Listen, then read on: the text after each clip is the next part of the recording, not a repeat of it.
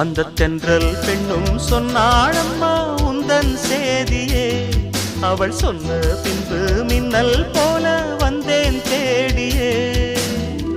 என்னை நீ தொட்டவுடன் எங்கவோ பொங்குதையா, முற்றுகையிட்டவுடன் சிற்றிடை தின்னுதையா.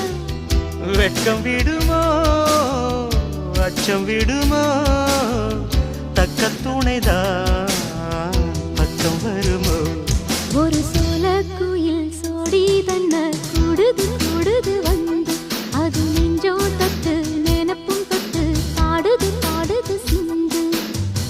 கிட்ட வருமோ ஒட்ட வருமோ.